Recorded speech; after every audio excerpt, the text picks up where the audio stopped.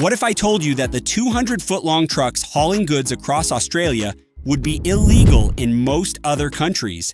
These road trains are so massive, dangerous, and complicated that other nations wouldn't even think of letting them on their roads. But why? What makes these giants thrive in Australia while the rest of the world won't let them anywhere near a highway? Stick around as we dive into the shocking truth behind why road trains are unique and controversial.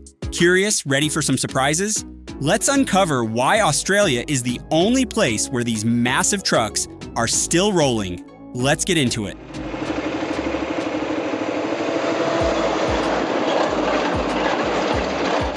Australia is huge, like really huge. So big, in fact, that you can drive for hours and not see another car. But what happens when you need to move cargo across such an immense and empty landscape? The solution: road trains.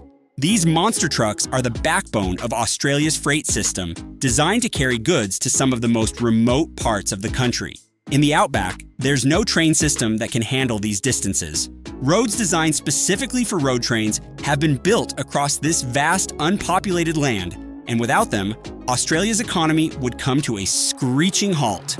Look at this map of Australia. You'll notice vast stretches of emptiness between major cities. That's where road trains come into play. They're hauling everything from mining equipment to food supplies, crossing hundreds of miles where other transportation options just don't exist. And the best part? Rail networks, they're simply not efficient enough to cover these distances. In places like the US or Europe, trains dominate for long-distance cargo, but Australia's size and sparse population make the railroad system less viable. That's why road trains are a necessity here, but in other countries, they're just not needed.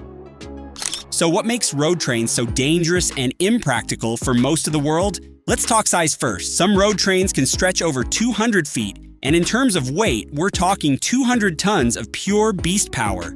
Now imagine trying to navigate that in a crowded European city or even along the busy highways of the US. Visibility is a huge concern.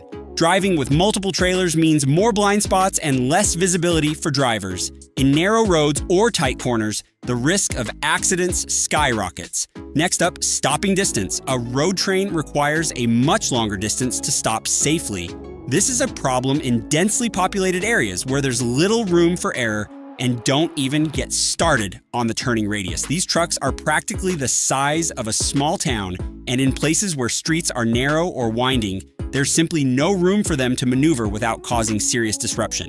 Add all this up, and you have a recipe for disaster, especially in countries where infrastructure just can't support them. These massive vehicles would clog up roadways, increase accidents, and make cities virtually unlivable for anyone who isn't in a road train. But there's more. Let's talk about the environmental impact. In Australia, road trains can be more fuel efficient than smaller trucks, but in places focused on reducing carbon footprints, they are an environmental nightmare. The sheer amount of fuel they consume and the emissions they pump out make them a non-starter in countries that are serious about sustainability.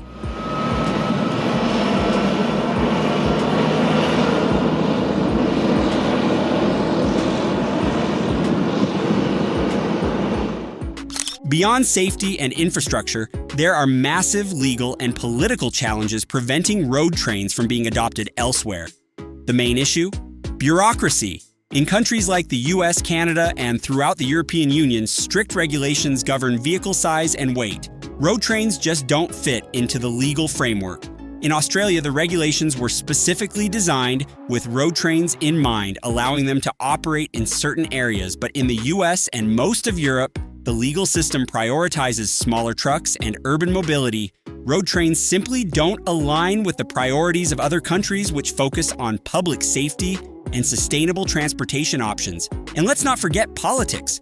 Local governments in other countries are often more concerned with maintaining current transportation systems than embracing something as controversial and disruptive as road trains.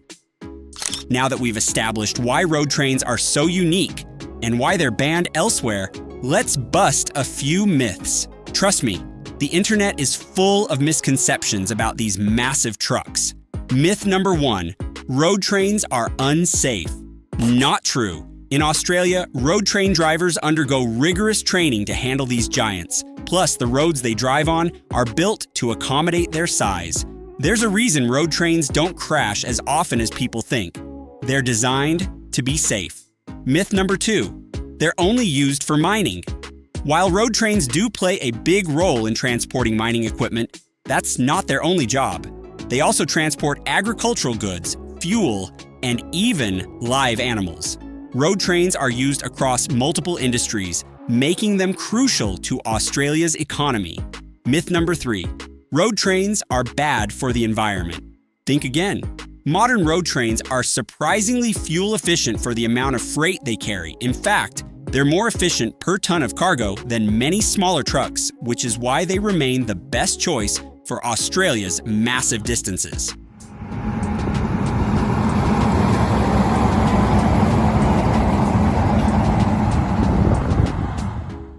If road trains aren't an option in other countries, what do they use instead? Well, let's take a look. In the US, long-haul trucking is still dominant, but they operate under strict size and weight limits. Trucks like double trailers are common, but even these are nowhere near the size of Australia's road trains. In Europe, rail systems take priority. Freight trains are a more efficient way to transport bulk goods across the continent, especially where populations are dense and highways are narrow. Some places, like Canada, have hybrid systems using double or even triple trailers, but they're still much smaller than Australian road trains. Each country's transportation system is tailored to its own infrastructure needs, and in many places, smaller, more maneuverable trucks and trains simply make more sense. Could we ever see road trains in other parts of the world? Maybe. With advancements in technology like self-driving trucks, the idea of road trains being adopted elsewhere is becoming more plausible. Imagine autonomous road trains that could navigate highways without human intervention, making it safer and more efficient. Better infrastructure could also make a difference. As roads are adapted to accommodate larger vehicles, road trains might become a viable option in some countries. And with the global push for more sustainable transportation, could road trains become part of the solution for long-haul heavy-duty transport? Only time will tell. So, while road trains may not be legal or feasible in most other countries, they're an iconic part of Australia's history and infrastructure. Could they ever go global? Maybe, but with a few tweaks along the way. If you were surprised by the size of these trucks, or if you learned something new today, don't forget to hit that like button and subscribe for more mind-blowing content. We've got plenty more on epic vehicles and transportation to come.